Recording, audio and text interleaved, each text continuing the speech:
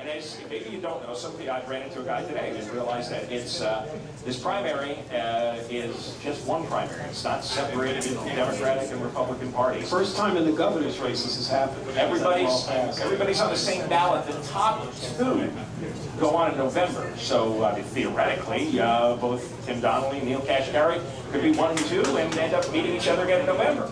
But odds are Jerry Brown's going to get in there, and odds are one of these two men will fight him in November, and so that's why we're debating. So let's continue.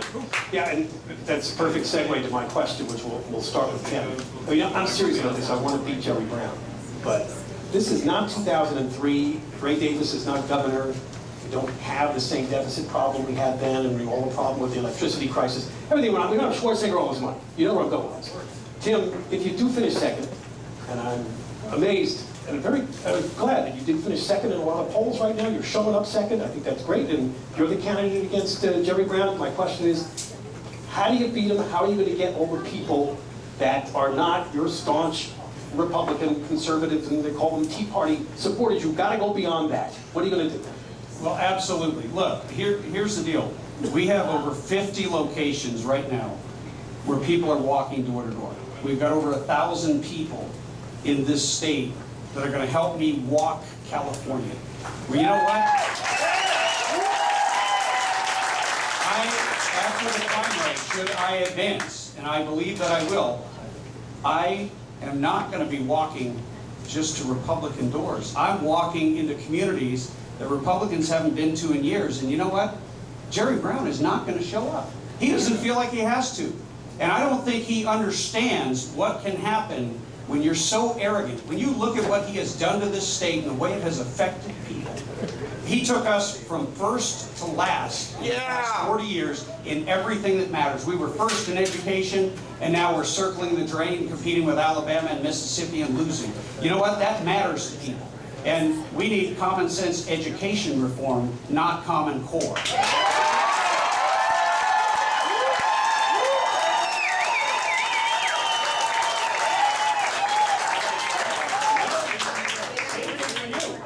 How are you going to, if you become the Republican, will you become the number 1 or number 2 candidate representing the Republican Party? Both of you have name recognition problems. How are you going to expand beyond that 28% Republican base that you talked about in your opening statement? 1992, George Herbert Walker Bush had a 90% approval rating coming out of the Gulf War. No Democrat, credible Democrat, dared challenge him. Just this little-known governor from this little-known state of Arkansas named Bill Clinton. You remember what Bill Clinton said? He said, "It's the economy, stupid." And he focused like a laser on the struggles of middle-class families in America in 1992. And what did he do? He unfortunately went and beat them. Well, the middle class of California has been destroyed over the past 30 or 40 years. My entire campaign is about rebuilding the middle class through a good education and a good job. And I'm going to focus like a laser.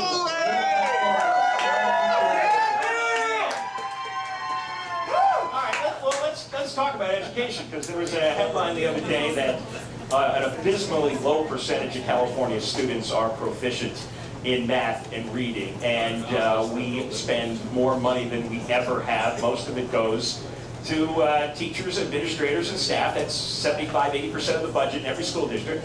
It's for their salaries, their pensions, their health care. It doesn't go to the kids. It goes to the teachers and the administrators. That's where it goes. And they're making good money. The teachers are usually number 2 or number 1 in the country. So when you talk about this, given the limited powers of government, how do you change it? Because the kids clearly are not learning. They're not performing well when by any metric. And you've got the teachers union buying every charlatan off in Sacramento. So what are you going to do when you sit there? So I have a very specific education plan that's focused on putting the power and the money that we spend in the hands of our parents to let them decide how we educate our kids. You know what? I want to let our schools bring vocational training back into the school. Not every kid is going to go to college. The kids that don't, they matter too. Let's bring welding back. Let's bring machine shop class back, and let the parents decide how to do it.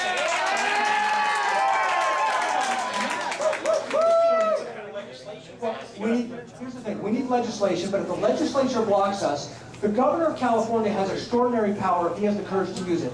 The governor has a line item veto. The President of the United States does not have that. The governor has the ability to go right to you, the voters, with a ballot measure and overrule the legislature. The President of the United States does not have that. I will use every power of my office to reach the voters, to make the changes, to make sure no child goes with a bad education the way. Get rid of AB 32!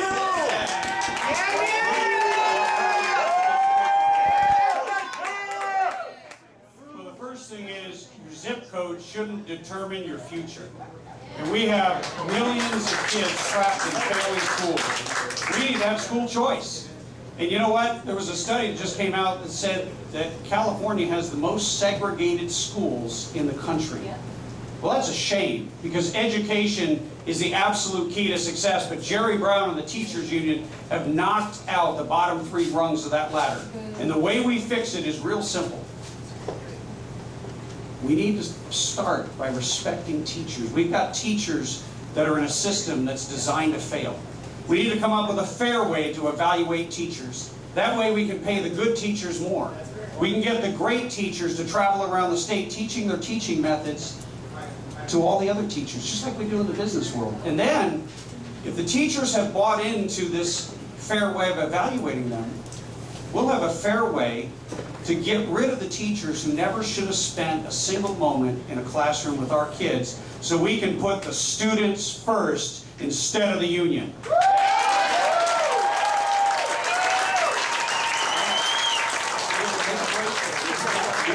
With the Harris Hotel in Anaheim on Catella, we have Tim Donnelly, the Assemblyman, taking on Neel Kashkari of this debate. Neel Kashkari! San Diego County Sheriff Bill Gore says nearly 13,000 more people in San Marcos have been told to leave their homes.